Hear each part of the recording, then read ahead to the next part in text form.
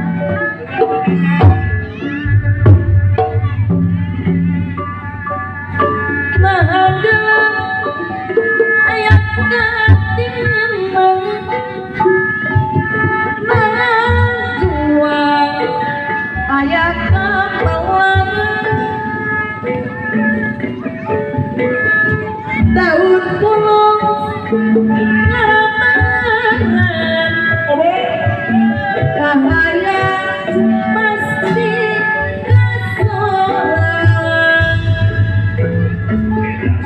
sampai pasti belawakan ibu Yuli anu mata harita jagung kumu aheta sabarita entah malirik cinta urang masih kasoreng